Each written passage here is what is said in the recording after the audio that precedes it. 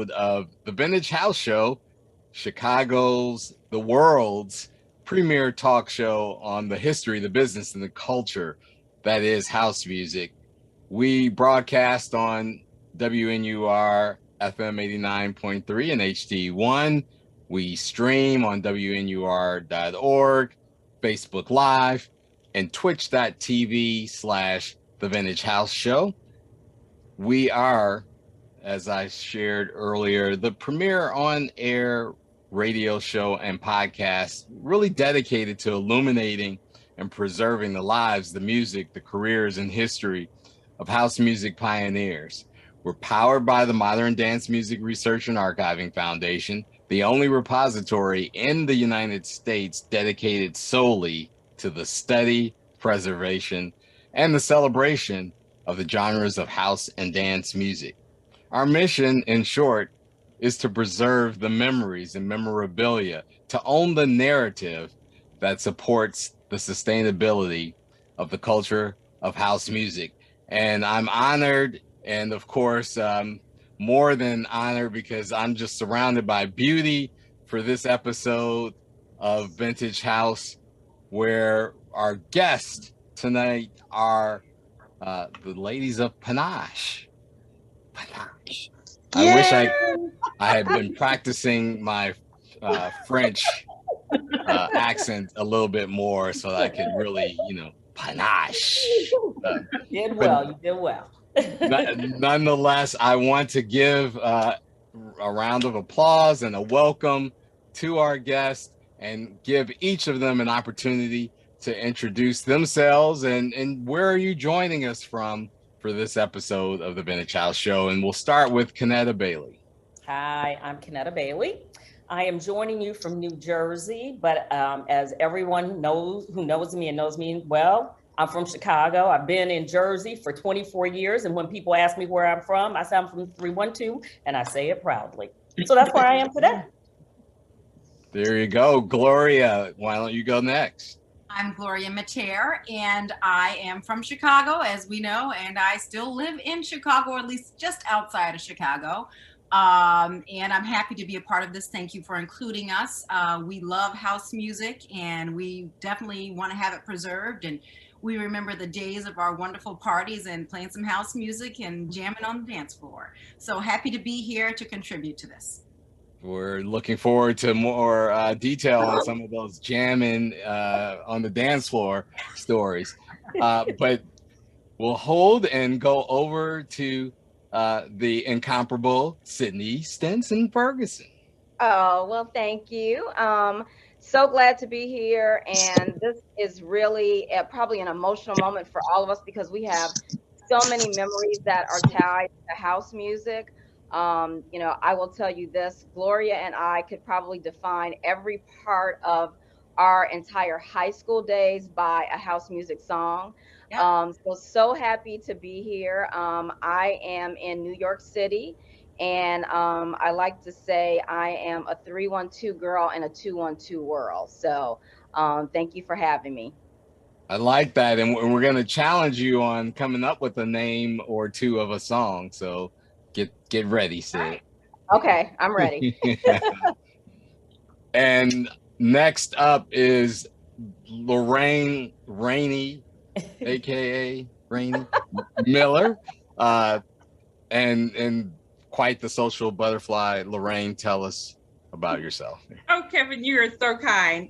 No, I'm Lorraine Miller from Chicago, a native of Chicago, and definitely fondly remember our PANACHE days. Particularly because if you didn't have a house music song on your playlist, you didn't have a good playlist. Okay, So definitely we knew that had to be part of our repertoire of music. And hey, it was so much fun just having all this fellowship and socialization with these gals. So glad to, thanks so much, and so great to be part of your all's history. Well, thank you, Lorraine. And we're looking forward to hearing about those playlists, which I'm sure continue on your music device today. And we are certainly introducing last but not least at all, Miss Lisa. And where are you at, Lisa? Hello, everyone. It's like a lovely reunion. I'm so excited to see everyone. I am in Atlanta, but as we all say, we are obviously all from Chicago, South Side, pretty much, I believe. Yep. And Kenwood Academy in the house. Woo-hoo. So I'm now in a warmer climate, but I would say it's like little Chicago in the Southeast because there's so many people here from Chicago, house music events, everything. So a lot of house heads down here, and Panache was definitely a great part of my history. I mentioned to my younger brother this weekend that I was going to be doing this, and he was just, oh my God, Panache. He just had so much fun because he got to be on the VIP list. So, you know, you guys remember my little brother coming in all the time. So. Yes. Absolutely. He's only 3 years younger, so he was age appropriate. I love that. It is a family affair. Certainly, that's one of the precepts of house music. It brings family together, generations together. And so we want to talk, from that lens of nostalgia, right? We typically ask our guests about their high school experience. Quickly, let's do a roll call. What high schools were represented? We heard the Kenwood Broncos. Who else? There you go. Elizabeth Seton. I went to Lab, University High, a high school of also a noted DJ, Alan King. Yeah. Went to Francis Parker. So kind of bust myself from the south side to the north side and back every day. Yep. And I went to St. Ignatius. Wow, Very we've got, good. from the gamut of schools is represented in the group Panache. So, of course, it begs the question, with all of you having attended varied high schools, how did you come together and form this group, and why? Well, I'll start and kick it off. Gloria and I used to work together. Lorena and I went to college together. Sydney, I think I just knew you from hanging out around in high school days. Didn't know you yet, Lisa, but Gloria and I worked together. And if you got anybody from Chicago remembers the group 601. Yes. And so they used to give the best parties. And I remember one day Gloria and I were talking. I was like, well, if they could do it, we could do it too. Yep. And so I was like, because nobody could throw a party better than we could. And so then we just started talking and saying, well, who else should be in the group with us? And then Gloria, didn't you talk to Sid? Yeah, I said, Sydney, come on in. And I said, Lisa, come on in. And you got Lorraine in. I went and talked to Lorraine. Yeah. In fact, I'll put a hook onto that. Not only did we go to 601 parties, and we were like, okay, only guys are doing this? Oh, no, we can do this. But actually, the precursor to Panache, I believe it was a Christmas party at your home, Kenetta Bailey. Yes, it was. Okay, I remember the beautiful Falala invitations. They were so pretty. And we sent them out, and everybody had such a good time. And we knew we were on to something because we knew our cornucopia of friends all meshed together. And we were like, oh, this is great. This is a wonderful social outlet. Why does it have to just stop here? Right. So because at that it had to stop there because my parents were like, y'all gotta get out of my house. Like, you can't do this. Give me some years on that, guys. What year was that Christmas party? I would say probably 1989. It was 89. 89. Yeah, that sounds about No, right. it had to be before that because our first party was February 89. So it probably in 88. 88. Probably 88. Yeah. And I'm going to tell you another thing that was going on at the time. At the time, 601 was giving maybe places, there weren't a whole bunch of venues for us. No. 601 had actually done something which we thought was really kind of cool. Oh, they were the first kind of African-American group to have something at a place called Faces. Yep. But after a couple of times, when you even had such a wonderful dressed up Black group coming to Faces was like, I don't know if we're going to keep on having y'all here. And so they had to keep going. There were other places, maybe the Charlie Club, and they were giving our guys the blues about what collar they wore and all these other little requirements to get in. And so we were like, enough of this business. Okay. Back then it was still cool to give something at a cool hotel. And so that was our kind of I guess I would say our USP, our point of difference. We didn't always need a club to house us. We would have the top of the line hotels as our venues. And there were so few outlets for us to go and socialize. I mean, we had Eccentric. First Friday started after we did. There were so few places, and house parties were fantastic, but we all kind of knew each other, and we thought, let's do Panache. And I will tell you that Sydney came up with the name of Panache. I remember us sitting all down trying to figure it out. And Sydney was like, how about Panache? We were like, that's it. So that's how we came up with Panache. But it was a great social outlet during that time for Black people in our group.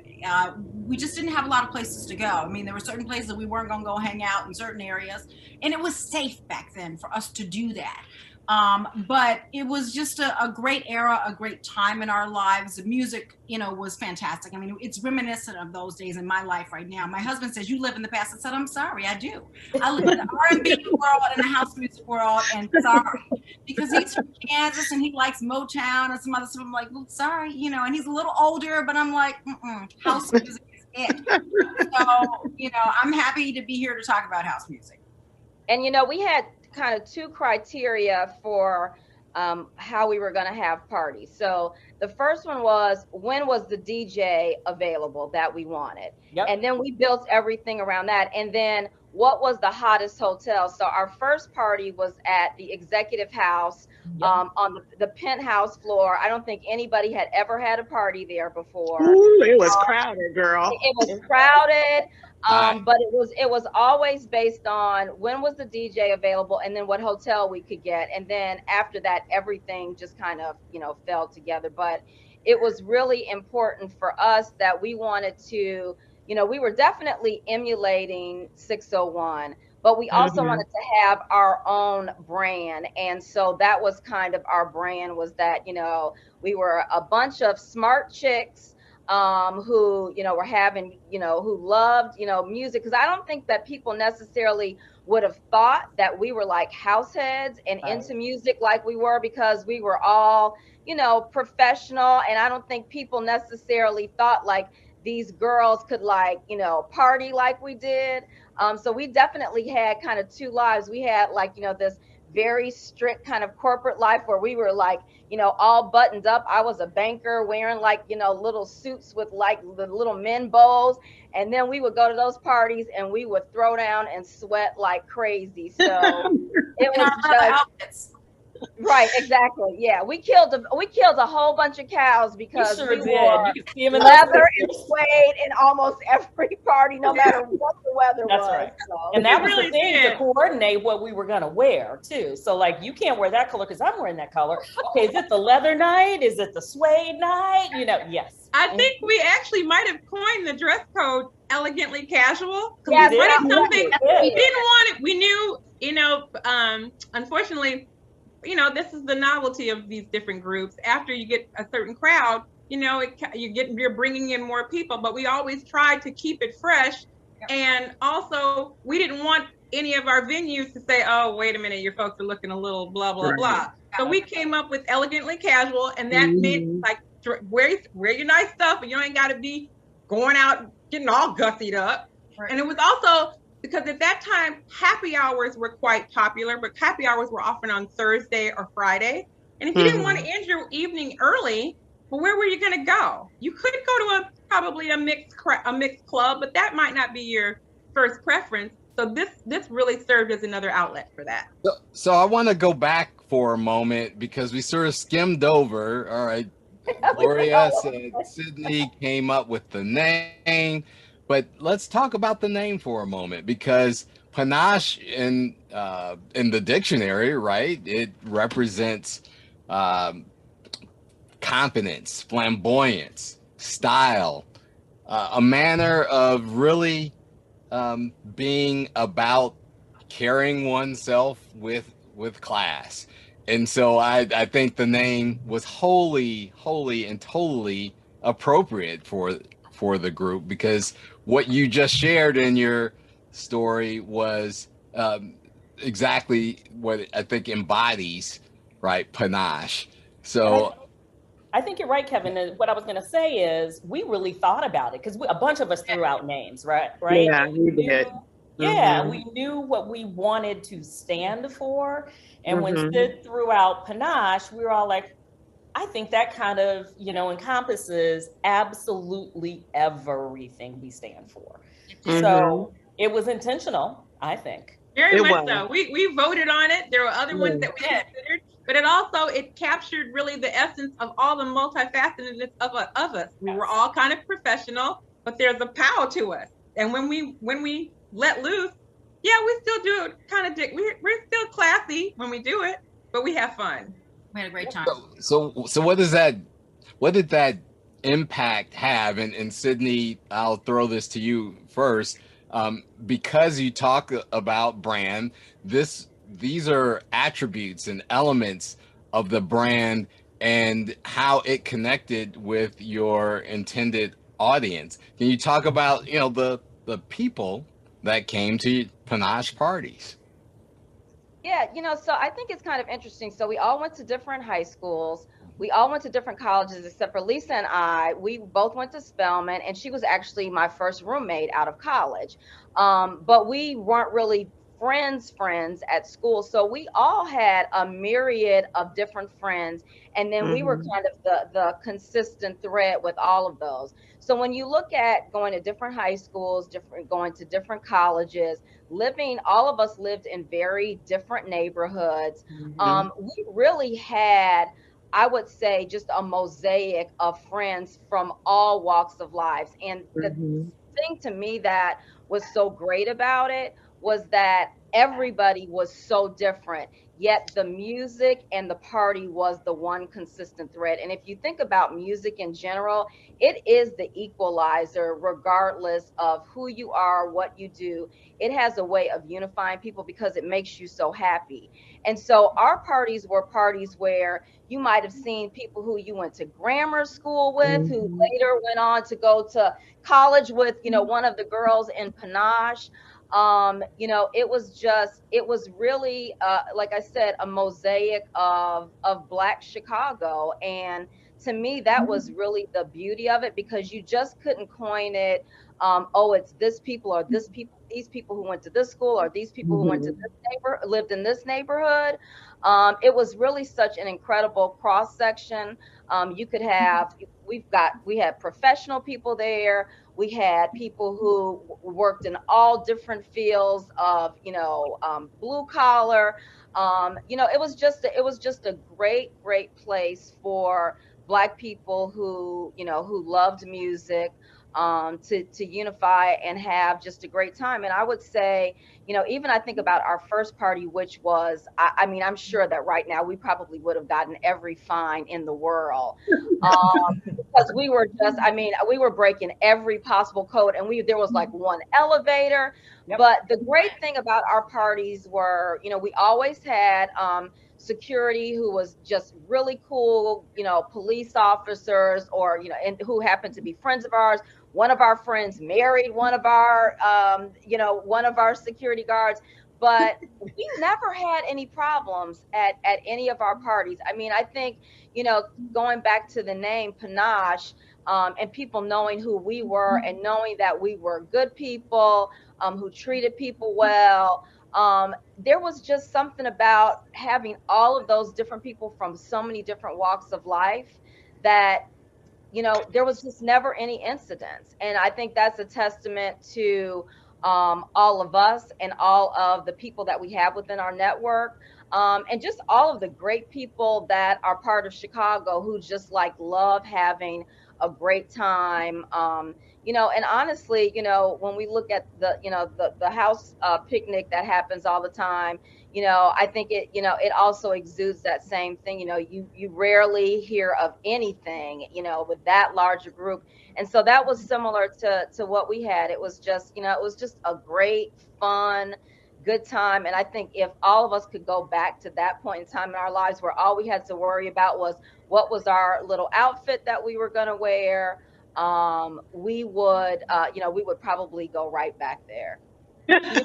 I think that's true. And here's the other thing I'll say. When people would come to the parties, there were, you're right, Sid, a mosaic, people from all walks of life.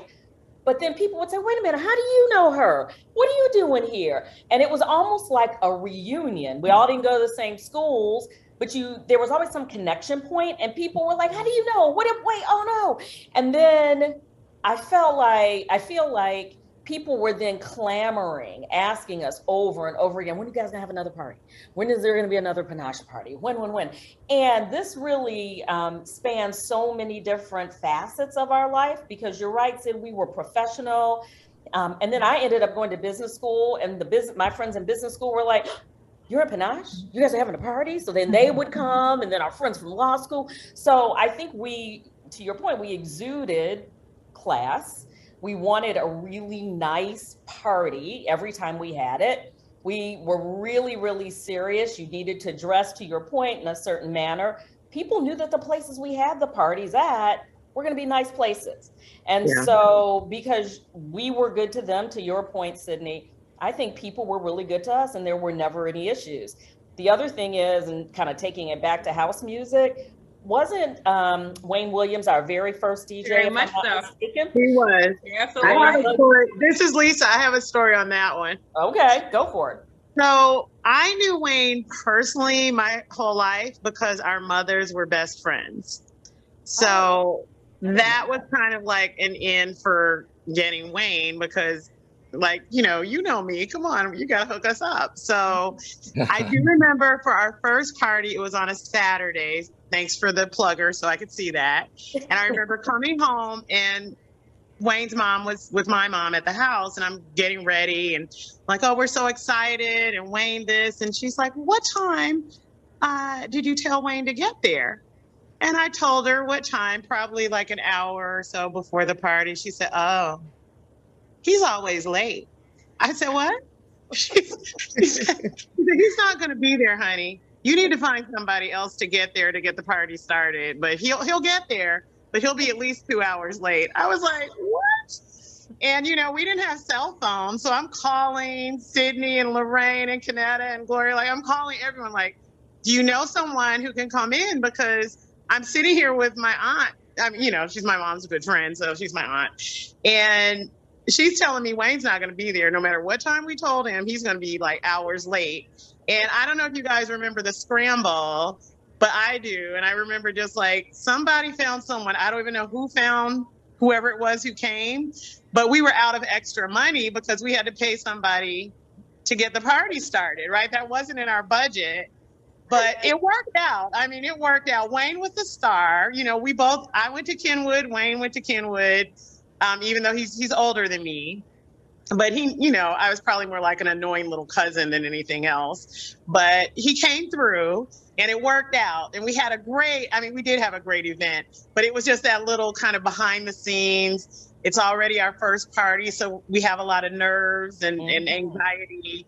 And then I'm hearing this from his mom of all places. I mean, I'm not going to not believe his mom. So it was just kind of funny. And, but it worked out, and Wayne did a great job once he got there. And it was just so funny because he was so cool and calm when he walked in, because we were like on edge. Like, like coming in with his people, bringing the music and like, hey, Lisa, hey, everyone. And I'm like, oh, thank God you're here. Thank God you're here. But we did have to pay the other guy, I remember. I don't know if he stayed for the rest of the party or not, but I do remember that incident.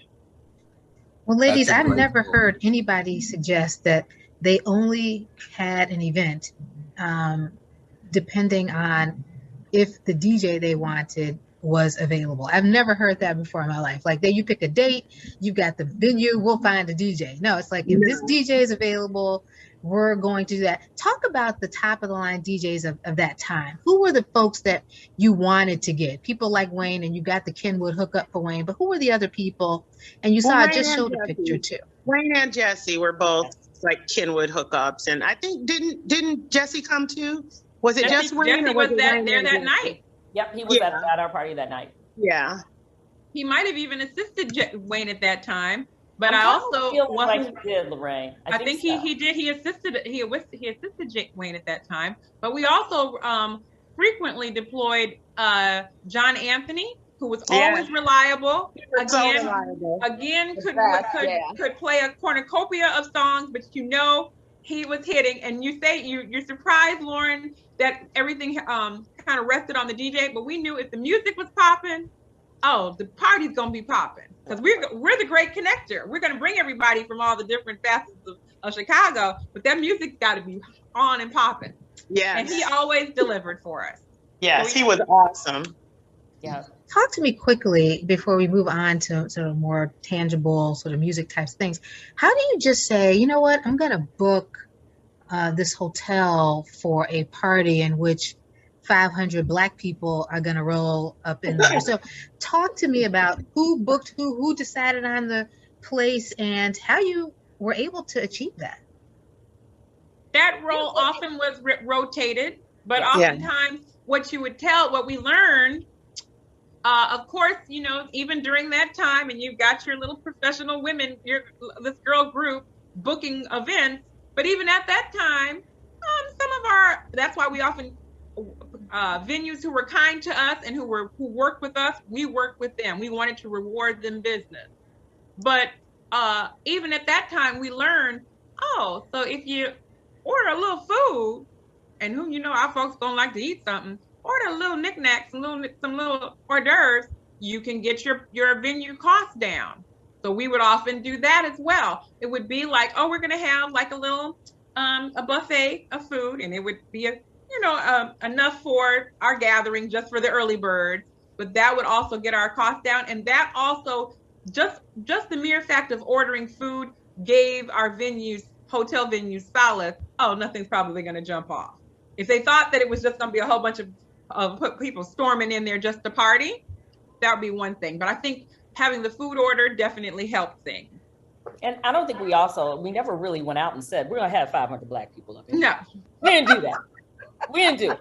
And it did rotate. One or two of us would go to the venue and we'd professionally dress, and we would be like, hi, we're interested in having a party. We've done it at this location before.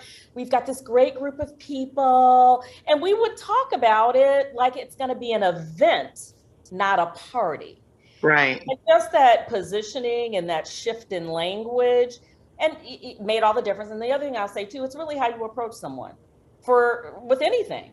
And our approach was one where we were, very professional with it. And I will jump in here. I do remember there were a couple of times when it got closer to the event and it was like a new place, like the Executive House. They were great that first time.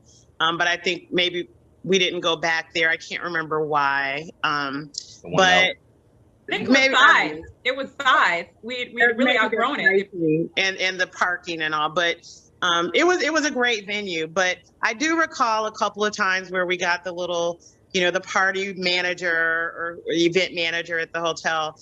I think they get a little panicked when they saw they're like, wait a minute, there's going to be how many Black people here? I mean, I want to be 100%. There was definitely a little bit of still, hesitancy, I would guess, because, I remember going on Rush Street and trying to get in, and they only wanted to have 2 Black people in the club at a time. And so there was a little bit of the racial piece to it, where they would get a little bit nervous, and we have security.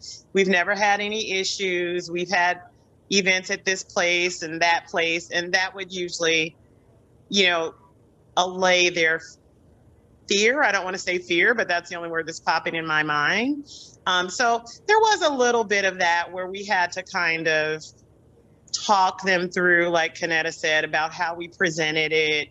But, there is always, there's still that little bit of that layer sometimes. And I think we handled it really well. And I think our crowd was very helpful in, we did not have incidents, but we made sure we had security. We let people know. And also, I feel like the crowd that we all ran with, no one was looking for trouble. We were looking to have a good time.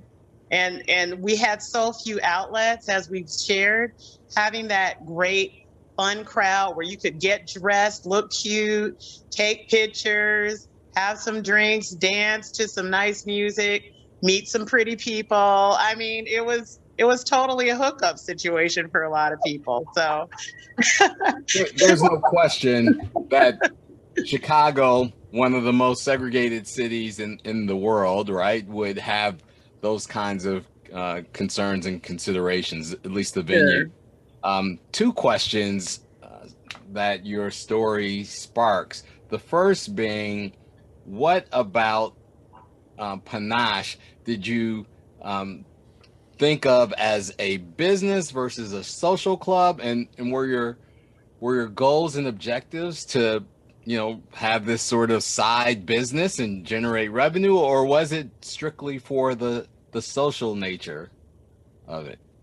So I would say that we all had the intention of making a lot of money. I think that was one of the things that we had in the back of our mind, like, wow, we've got this great idea. Can you imagine that we can make all this money do it? Because 601 was, let me give them all their props.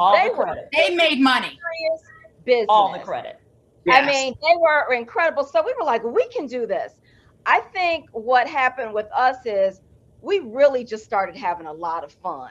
Right. And I think we also, it used to always be the most agonizing part of all of it, outside of finding what new leather outfit we were going to wear, was our guest list. And we always used to debate on, some people would say, no, you cannot, we should only have 10. No, I only want 5. And that was probably the most agonizing for us.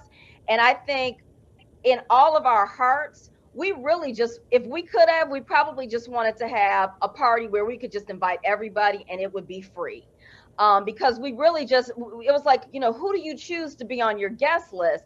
So I think in the end, though we really wanted it to be a business, I think what really became rewarding for us was that we were providing an outlet for people that was unique, different. We were having it in like the most incredible hotels. Like, to me, the major coup was when we had it at Le Meridien, and I was just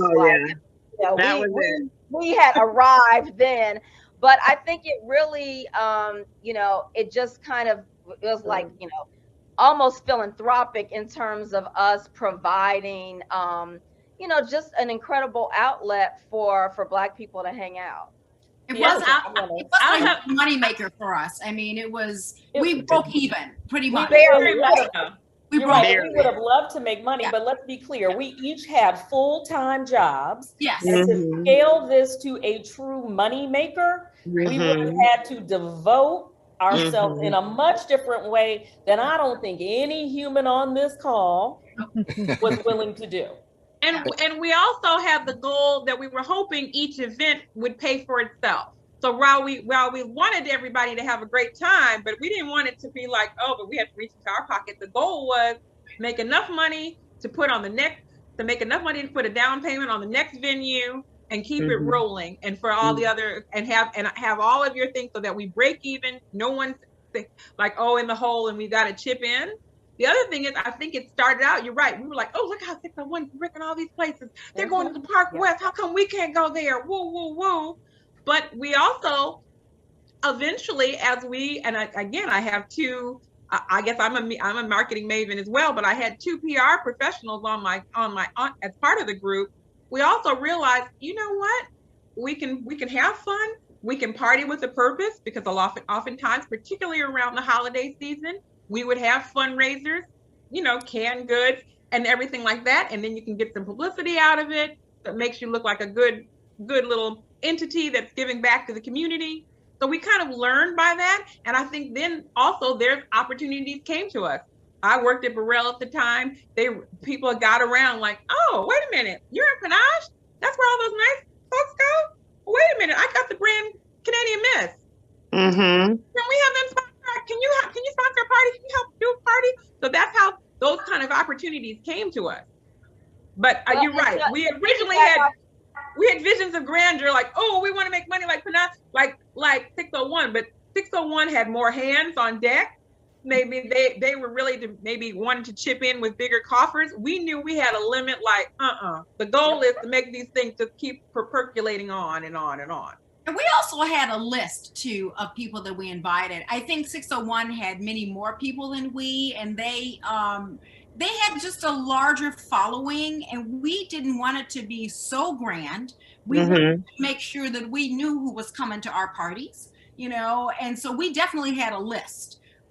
You're absolutely right, Gloria. In fact, they had to hire cops, whereas all our security guards, one reason why we didn't have a problem, not only were we curating our list of attendees, but also our security guards were off-duty policemen who wore suits.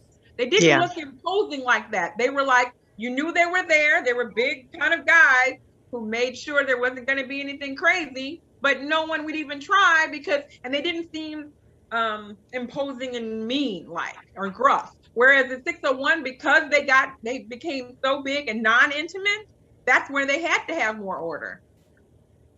Sydney, you were gonna share some perspective. Yeah, I mean, this is kind of piggybacking off of something that Lorraine was saying, but I was a banker. That was my first job, and I got my entree into marketing because of Panache. I got a job at a liquor company, and I had not one credential that would indicate that I would be qualified to work there. And the one thing the headhunter said was, well, somebody told me you give all these parties with some group called Panache. Just play that up really big in the interview. And that is literally how I got my start and got into marketing, was literally just haphazardly through that. So you know, the universe was looking out for us in many ways than we had anticipated with, you know, when we first started having conversations around Panache. So I said I was going to do this. I'm coming back now to the music, as this being, you know, a period that was very nostalgic for everyone. It often is said that music can be the soundtrack of your life. So without sounding too cliche, however, I would love to hear what were some of your favorite house tracks, songs, disco records, because DJs, evolution. Share. So many. I'll start. So I mean, really, it's hard to choose, right? I mean, because and Gloria and I literally, we can tell you what we were doing, what party we were at, what we had on, what guy we were liking from a song, like literally. Yep. And one song, I will tell you, because Gloria and I, there was this one person that used to have a party all the time, and we could never get into her parties, but thank God Gloria's brother started dating her.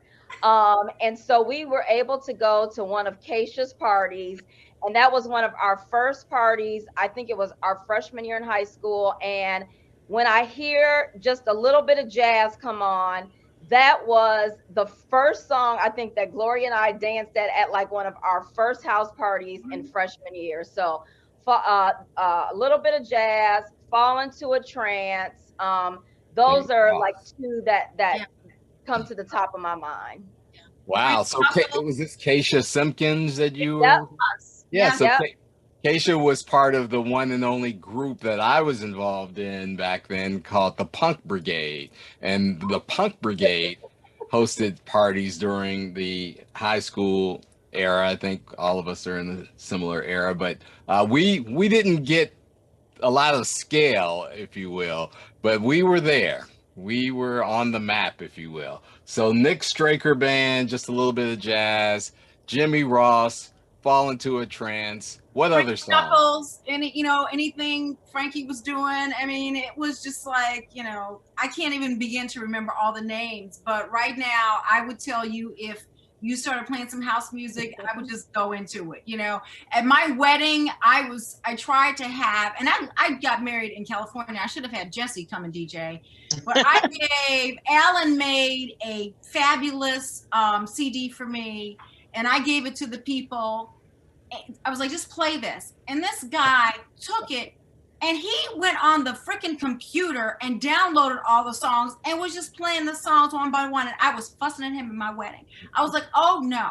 you need to play all of this the way I gave it to you, because I had Alan do this specifically. And this white guy was like, oh, I was just so angry with him because Alan had done these mixes for me and I was just too pissed. But there were just so many things, so many songs that are just so reminiscent of that day that, I can't even remember all them. I could sit here and sing them, but I can't remember the name of them. But like Sydney said, I mean, we would come out. I mean, the punk days were before that, but we would come out of the parties with our hair looking like this. We would go in straight. Sydney and I would put these scarves on our hair to smush our hair down. And so it was nice and straight. But when we went to the parties, we'd come out like that, But Mendel, y'all was out partying like Mendel Catholic back in the day. St. Albie's too. Yep. Quigley South parties. I mean, we were having Ignatius parties, Mount Carmel parties. I mean, we were having a ball. So, but, I mean, there's so many wonderful, just a little bit of jazz. I mean, all that stuff. We were just jamming with I'm going to give 2 songs, and I love them, love them, love them. Sing, Sing, Martin Circus. Martin Circus. Take me back to Sours, right? Take me there. I'm there. I'm there. I am there. My favorite 2 house songs. And when you played Circus, when you played that was at the fever pitch of the party. The party was rocking, and you put that on, and everybody's just going crazy. Absolutely. But I would also say when we would slow down, because we're on last call, we would have Moments in Love. Oh yeah. Find their person to dance with, and also I would credit that Panache actually was the catalyst for some marriages. I know 2 people who got married from our party. Ivan and his bride, and I think there's another person that came to our parties as well. So definitely, one of my favorites was Moments in Love. Art of Noise. Yeah. Absolutely. Lisa, did you have any faves? Listen, it's all my favorite. And like Gloria, I'm so bad with the names of the songs. But if you put it on, the body starts moving. My husband also, actually, he went to Kenwood as well, but he's older than me. I didn't know him from there. And he knows when that music comes on, I could be in the kitchen. I think he likes to just mess with me, honestly. He will literally turn it on. And my stepdaughter will start pulling out her cell phone, trying to video me. I'm like, oh no, I'm not here for entertainment, girl. I'm not here to entertain you. This is house music. You need to respect it. So I definitely do enjoy my house music, but I'm horrible with song titles. So I can't give you the exact names, but I do remember the ones Kanetta said. Those are on my list. Those are on my list. We'll be scouring YouTube and Instagram looking for Lisa dance videos. Exactly. She knows she may not put it on the gram because I have that. She probably put it on TikTok. I'm lost on TikTok. So ladies, I'm going to go back just a little bit more. 1989, your first party. I see a few names that are not reflected on here. So talk to me about the beginnings and then how it faded out. What happened to end Panache? Graduate Talk to me first about these people. Brett Anderson, Denise Johnson, Lisa Moore. Oh, Gail Parrish. Gail started off initially, and I think after about maybe 2 parties, Gail just had other, we had our jobs. We're kind of getting into our careers. Yeah, Gail had other endeavors. So yeah, this became too much like, okay, this is feeling like a job and not not fun for me. So she kind of dropped out. What was Gail's name? Gail Parrish? Gail Parrish, right. That's what I thought you said. Gail and I went to high school together. Definitely. I didn't realize she was in Panache. And then I forget how Denise I think was friendly with Brett. Mm-hmm. She went to Spelman too. I think Brett she brought her on. Mm-hmm. Lisa, you knew Brett, right? And I think that's how I knew Brett from Spelman, even though I later found out that my father and Brett's father went to Tennessee State together and knew each other. And my mom and Brett's mom were both Deltas together and knew each other. Wow. But for whatever reason, they didn't stay in close touch, even though we were only a couple of zip codes away. So I met Brett at Spelman, or right before I went to Spelman. But Yeah, so she and Denise, I don't remember. Does anyone remember? I think Denise got busy, right? Well, Is it- Denise was busy. I think also, and Denise, I think I want to say Denise maybe lived in Evanston. Denise, Yeah, she was in Denise went to Evanston. business school with Or me. Yeah. And so Evanston while, was Orange Park. while we were in Kellogg together, she still was participative. But then when we graduated from Kellogg, Brett moved. And so I was still in Chicago then, and we were still doing parties. And Brett actually stayed with the group the whole time, if I'm not mistaken. I don't think. Correct. You're correct. Yeah, who stayed with the group? It was Yeah. Denise that left. Denise Denise left. left. Yeah. Yeah. Yeah. But Brett stayed with the group the whole time. She just happens not to Mhm. be here tonight. And Brett is Yeah. still in Chicago. Yeah, she is Yeah. still here. Yeah. I mean, I remember, like when I went to law school, that's kind of when we just I think we all went different directions professionally. And I think that had a Mhm. lot to do with us kind of petering out, the organization petering out, which, was sad for us because it was great, but we just all had different professional goals and went another But direction. actually, Gloria, I think it was after you went to law school, because I went to business school the same time you went to law school, and we were doing Panache when I was in business school. In fact, you'll see that long little bit of a hiatus when it says Panache is back and at the track. Yeah. Right. Because that's we right. know we were juggling so much. There was That's right. transition. I don't even We were like, remember but we that. still want to get together. And Yep. I think that was our last hurrah. And then Dejois, who That's definitely saw the benefit of every time we gave an event at his, just like the novelty of clubs, where, when you're having something all the time, it gets a little out of hand. Well, he was like hoping that a Panache party would still give him that next shot in the arm. And so I think one of our last events was that we gave an event at Dejois, really almost like a happy hour type of thing, but also for Reginald McCann. Oh my God, Mhm. that's so true. That's true. Yeah, that was the end. I love seeing that flyer. That was great to see. I miss Reginald McCann. He was everywhere in Oh, he Chicago. was. And I think this was the precursor of him right before he was getting his following. Because, for a minute, he was the music coordinator for a show, I believe. Like almost like the Vibe show or something like that. So he was getting his following. He was a big, well-known Chicago musician. Indeed.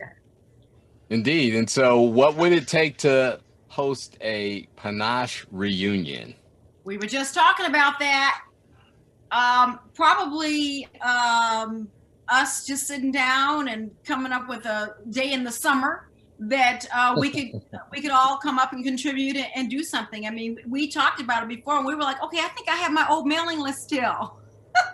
Think we can find these people, but I've suggested it, others have, and I think we just need to come together and do it, ladies.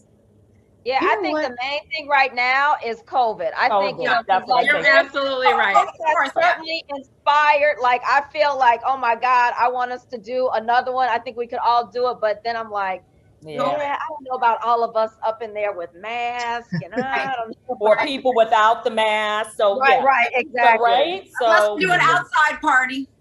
nevertheless, once the it's a numbers lot of maybe- people. The numbers We have go down. rooftops now. We do have Once the numbers go down, maybe we could Oh yeah, figure that out. probably Definitely, people are hankering to get together even more so just because of COVID. But for Yeah. safety's sake, we would have to wait till COVID kind of the cases went down. Yeah, Yeah. and do It would something be a lot outside. of fun though. It would We be don't want to lot do a of fun. super spreader event. That would be No. bad. That would be bad. We don't want that to be the last thing people heard about Panache was a super No. spreader event. Because everybody would want to come too. It would be we fire. And It would be here's the thing. fire. Here's the doubt. good thing about it. You know what? People from Chicago love Chicago. People from Chicago don't leave Chicago. Well, some of us do, but I still pretend We in can my go own back. headset We that can I go do back. live there. So many of, the people that we knew and that came to our parties are still there. So they would remember and hopefully remember fondly and actually come on out.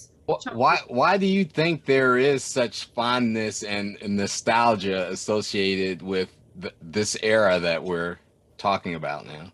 The music had a lot to do with it, I think. And I the think culture. the camaraderie of the people coming together. I mean, we didn't really have another way to socialize. We did not. I mean, like I said earlier, we would go to Eccentric, we would go to the Charlie Club, we would go to some places, but most of our socializing was house parties And it was parties like this where we would come together. And like I said, First Friday started later on. But I think for us, it was just and it was also a time that, you know, things were much safer. It was a great outlet for all of us just to come together and just enjoy each other's company. I mean, it was a time in Chicago that I think it's not, you won't find that now. You won't find it today, you know. It was just us Black people coming together and partying and having fun safely, you know. And I think, remember, this was the precursor before First Friday. So, you know, again, it was all you had to do was just, hey, your cares of your world were, what kind of cool outfit am I gonna have? You didn't have to worry about some kind of date rape type thing. You kind of felt like, oh, this is a really cool place for me to meet some nice people and not just business. I can let down my armor. I don't have to be my business self all the time. But also, you know, if I'm trying to look for dating. That was the other reason why I think it became such a nice outlet for ladies and guys. Guys knew they were going to see some cute, fine girls there. Girls, guys, and we knew that we were going to have some cute boys there. But also, you also knew that you didn't have to worry about the people. If somebody was going to be out there like, oh, you know, I'm going to steer you away if he wasn't the right kind of person, you know. So you really it was very innocent at that time. Not only did you love the music, but our cares were all we had to do was just have fun. You didn't really have to worry about all those other kind of things. Yeah, and I would say the other thing though is with us, people like us. People people didn't have anything bad to say about us. We're all very different, but people really liked us, and I think they wanted to come and hang out with us. So it was, you know, that at the core was that people knew that we were good people, and they could hang out with good people, have fun, good music, and an incredible place, and see us in our leather and suede. I mean, how could you not want to come here? And you know what else we did? We knew guys would like to come to the party late. So a few times we would say first 20 guys get in free. And then, you know, guys coming, single women are there, like, you know, they're rolling through too. But we used to do that because the guys would let the first 20 women in free, or however many it was. So we kind of flipped that script as well. Very much so. I think we had more guys than girls a lot of times. We did. Oh yeah, For sure, all the time. Yeah, all the time. And that was the thing. Right. Other than our parties, of course, 601, because they gave them more frequently and they were so much larger, so the intimacy, you're like, okay, who is this? Okay, I like him, but is he a drug dealer? Hold up. You know what I mean? So you had to. You didn't have. No, don't get us wrong. Some of them came to our parties too, but it wasn't that. It wasn't nearly the presence, any kind of ominous presence there. But also, other than our events and the kind of few that you can count on your hand, where was it where we were going to go? There was Chick Rick's where you'd go where there's all these old creepy guys trying to hit on you, and you're like, oh my God, I don't want him. I don't want a sugar daddy, and I don't know if I want him to buy my drink. Okay, so where else were you going to really go? You know, so this was such a wonderful place. Lorraine and I've been in Mr. Ricky's many a time, like, come on, let's go. Oh my God. Was this a unique phenomenon, do you think, to Chicago? I mean, several of you have, you know, lived across the nation. Is this something I'll say, when I would go to visit LA a lot of people would, if they didn't have, you know, again, this was happy hour. This is during the time of happy hours, but then there were clubs, and LA had much more. I think they had other clubs to pick from, the Century Club and all those other kind of places. A lot of times, people would oftentimes the other social venue that they would go to was maybe to a Bennigan's or a. What was it? There was another kind of like one of those Fridays, TGI Fridays. Like that. They went to Fridays, and they also had First Fridays too after it started here.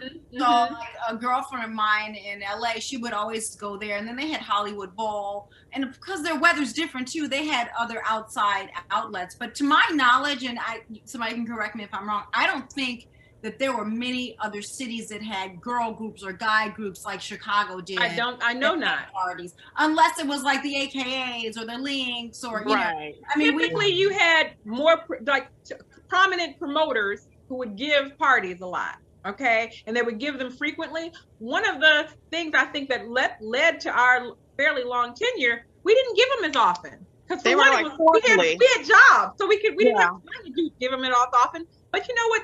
Absence makes the heart go fonder. When you only have it maybe once a quarter or every 6 months, oh, everybody's having another. Oh my God, they're gonna have another Panache party. Then everybody wants to come. If you had it more frequently, it's just like a club. The novelty of it wears off. Whereas people, I think, kind of missed us, and as Sydney said, they enjoyed themselves. They liked us. We treated our guests very kindly, and so they wanted to come back.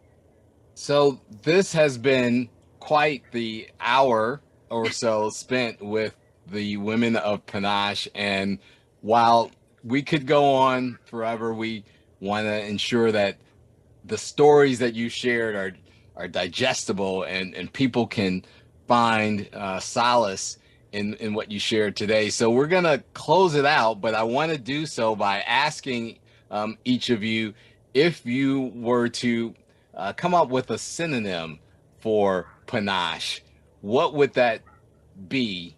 It's particularly for those who you want to remember the fond times, the nostalgia of what you all brought to bear. What word would you choose? One word.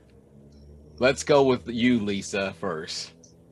Oh no. Okay, so I would just really say it was, I don't know if I could do 2 words, but kind of a collaborative community. That would probably be how I would describe it, because even within our group, we collaborated. We didn't say you're the president, you're the treasurer. We just all kind of did what we like. What do you want to do this time? And you know, we worked together, and it was a community we built. It was a community. People came for a community, for fun. So that's how I would describe it. All right, your license to do 2 words, I guess, has to extend to everyone. But thank you for that. That was a good way to kick it off. So, Gloria, you're next. You know what? I think it's friendship. Friendship, and it still is today, because that's what it evoked to me. Friendship. That's a beautiful, beautiful word. Lorraine? I guess I would say one of our alternate names that didn't make the cut, but it was on there. I would say for us, it was our Nirvana. It was kind of like that fun little, wonderful little place, like a little slice of heaven, like a little nice little, like our little zen where we know we could have fun. Love that. Friendship, Nirvana, community, and collaboration. They're taking all the words, Sid and Kanetta, but you got to come up with 1 or 2. I'll give you 2. I'll say swagger, because I think we had some swagger. I do. And I think we still got it, ladies, right? And I'll say devotion. And the reason I picked devotion is because we were devoted to one another. We wanted to be friends. And we were devoted to really like making it happen. We didn't argue within our group. And to whomever made the point, there was no president, there was no secretary. We kind of divvied up responsibilities because we were all devoted to the cause. I love that. Panache for president. We need someone like this group to lead the country, the world. Yeah. Last but not least, Sydney, no pressure. What words would you have that sum it up? Panache. I don't think that there's any other word. I mean, I think that that's why we aligned to it, because it encapsulated everything that we thought we were or wanted to be. So I can't think of anything else besides Panache. Yeah. Well, with that, it has certainly been my pleasure. Lauren, close us out. Ladies, this has been phenomenal, a wonderful treat, and really one of these things that really will add to, the history of what was going on in Black Chicago, late 80s, early 90s. you've really sort of summed up so much about, why the music form took off. We love the DJs. We love the music that our friends were forming. These are our friends creating a new music, and we're supporting them. That's what you all did, and we look forward to learning more and more. Hopefully, we're going to get you all on a stage one day when you're all in Chicago, and we can really do this in front of an audience, and you really dive into some of the memorabilia that you have. So we look forward to doing that at a later time.